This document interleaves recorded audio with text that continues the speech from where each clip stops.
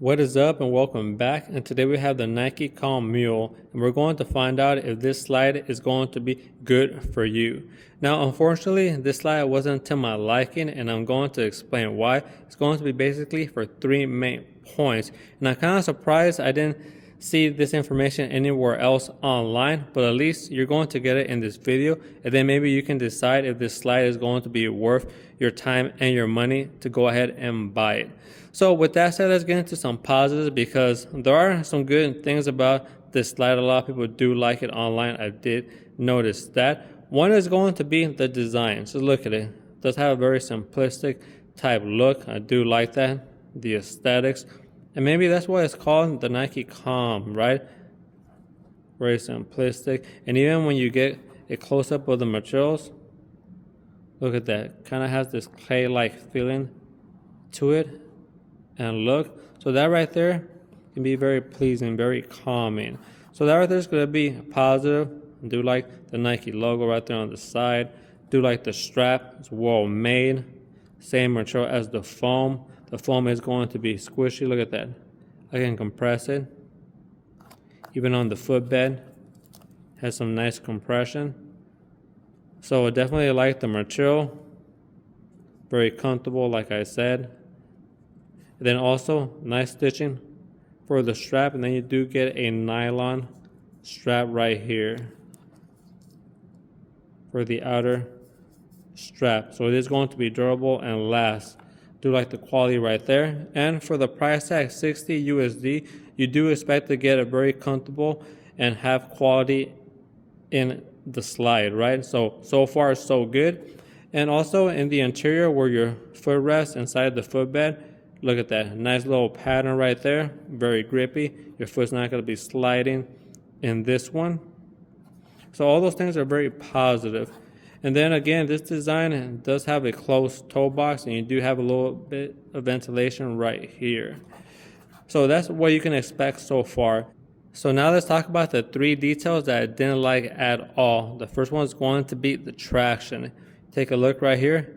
You're going to have this pattern along the edge. I do like that right there. It does provide some grippiness to it. But then for the actual underneath pattern, there's going to be not much to it. Then also, if I give you a close-up, you can see right there, it does look to be a felt-like material for the bottom. So that right there, for me, is not going to be to my liking. So look at that. My hand does slide very easily on this felt-like material.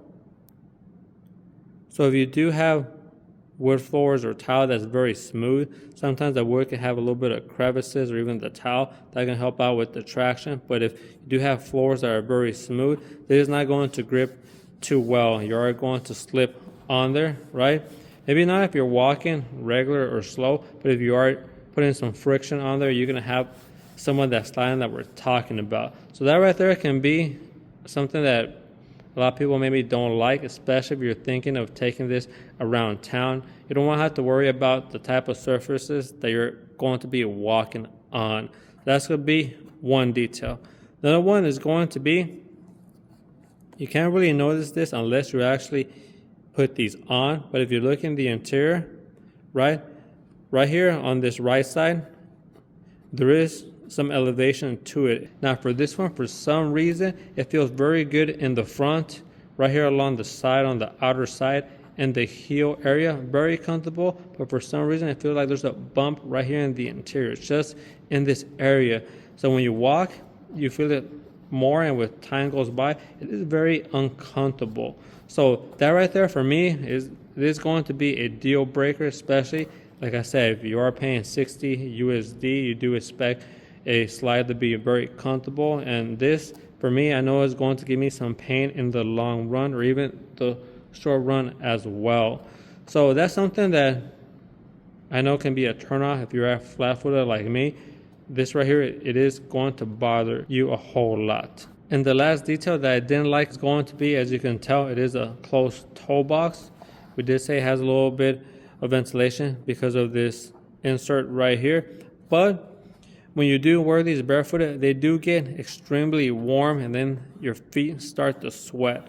So if you are thinking of wearing these barefoot, it's not going to work out, or you know how your feet are. For me, my feet tend to get too warm, especially when I'm not wearing socks and I put my feet inside a shoe or a slide, right? I need a little bit of padding.